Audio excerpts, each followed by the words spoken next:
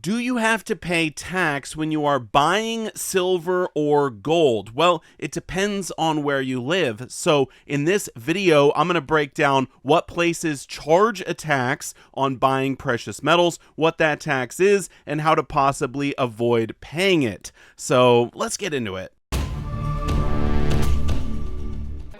So I went down to the water and found my fate, because I don't wanna be stuck in the good old days. That's when you say,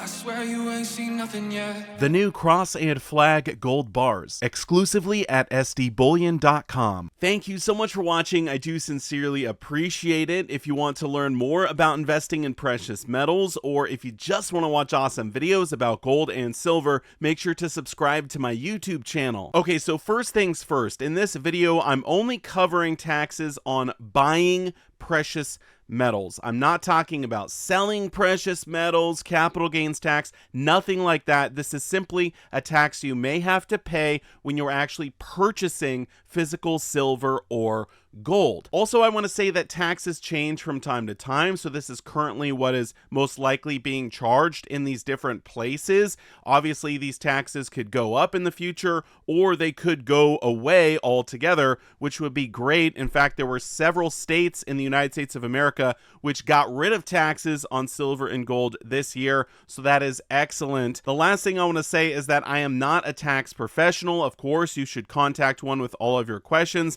I'm just some guy who did a bunch of research on this, and if you're wondering about the IRS Form 8300, this is the mandatory IRS reporting for purchases of precious metals. I will talk about that at the end of the video. Okay, let's get into the taxes. All right, so I have put together a PDF document with all of the tax on buying precious metals around the world and then in the United States of America as well. I do have a link to download this document for free down below in the description of this video. And obviously, as I mentioned earlier, these numbers are subject to change, but if you leave a comment with any updates, I will try and update this form as the years go on.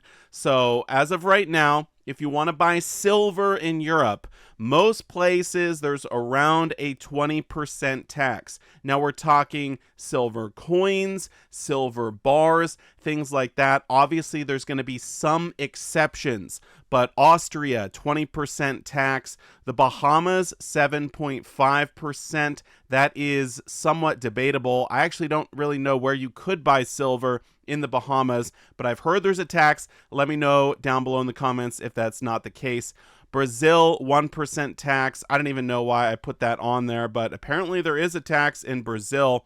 Estonia, 20%, France, 20%, Finland, 24%, Germany, 19%. That's a new one as of 2024, and it's a big one because Germans were purchasing lots of silver bullion prior to this year. So huge one there. Israel, 17% tax. I believe there might be a workaround to this, but I'm not entirely sure on that. Let me know down below in the comments.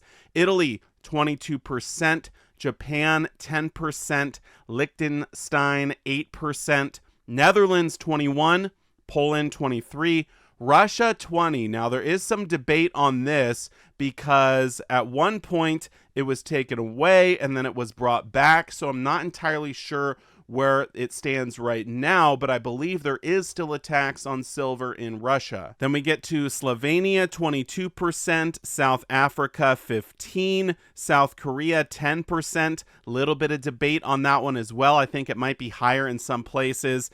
Spain, 21%, Sweden, 25%. This is the highest I believe we've seen so far. That's a crazy number. Switzerland, 8.1%, and United Kingdom, 20%. Now, this is just on silver. Notice how in Norway, there's no tax on silver. There's also no tax on gold in Norway. So just want to point that out if you live over in Europe. Also, if you live in Canada, if you live in New Zealand, if you live in Australia, great news, no tax on silver there. Okay, Now we get to gold. Some of these are highly debated, but China apparently does have a 17% tax on gold, and I believe this is mostly gold coins, gold bars. I think there are some exceptions for the really big bars, stuff like that, but I could be wrong.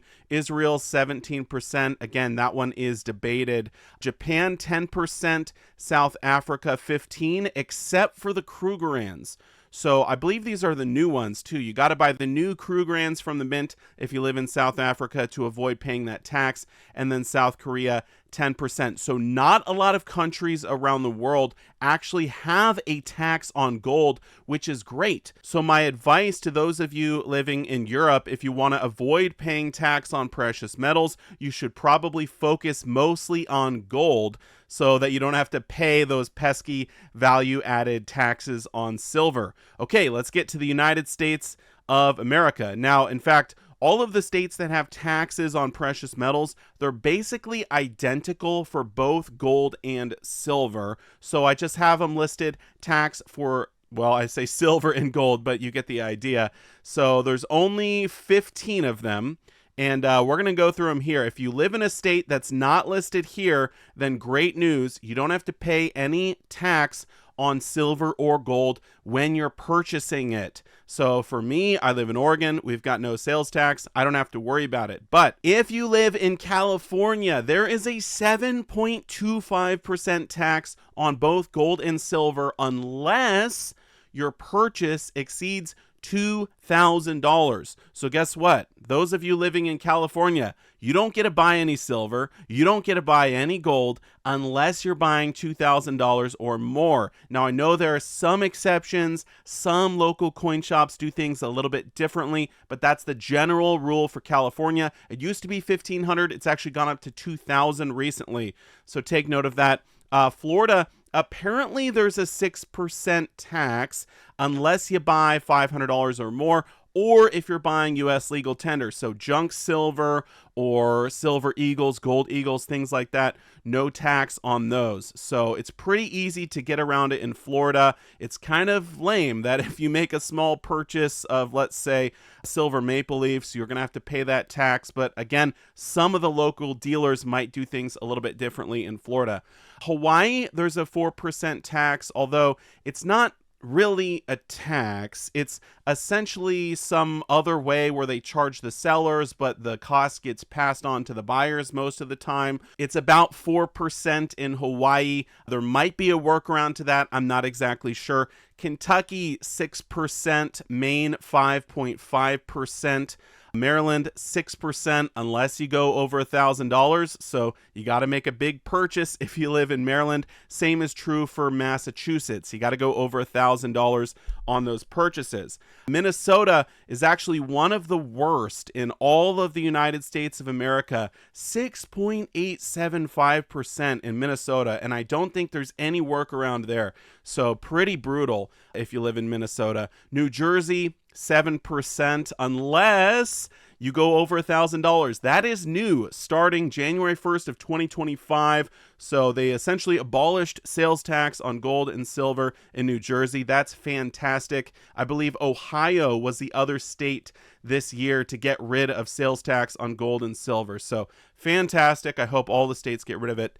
But right now in New Mexico, 5.125%. I put a little star by that one because I believe this is some other weird version of the tax where the seller pays it or something, but it's passed on to the buyer. I don't exactly remember, but apparently there's a tax in New Mexico. Let me know down below in the comments if I'm wrong. New York, they've got some weird rules. So apparently there is a tax unless you exceed $1,000, but if you do go over $1,000, the bullion that you're buying has to be low premium. It can't be like super high premium silver coins, gold coins. It has to be rock bottom stuff. I mean, we're talking even probably silver eagles might go over the percentage at some point. So you got to be buying silver rounds, low premium gold bullion, and you got to make those large purchases in New York to avoid paying any taxes. North Dakota, unfortunately, you do have to pay 5% if you're buying stuff that's less than 999 pure. So if you're buying silver eagles, silver maple leafs, gold eagles, whatever rounds, then you're fine. But if you start buying 90%, the constitutional silver, unfortunately, they do have a 5% tax on that.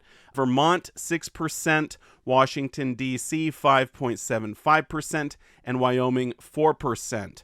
So I did update this November of 2024. As things progress on and things change, I will try and update this the best that I can, but the current download is available in the description of the video. I also want to point out that if you're buying from an online bullion dealer, the rules might be slightly different from state to state, and most of them have all of the rules listed. So here at SD Bullion, you can just scroll down, click on any state that you like, and see what the taxes are for that state. And they do update this from time to time, so that's a great resource. I'll put a link to this down below in the description as well. Okay, now we get to the IRS Form 8300. Of course, this only applies to people living in the United States of America, but this does apply to people purchasing gold and silver, which is why I'm covering it in this video. It is not a tax. This has nothing to do with taxes per se, but it is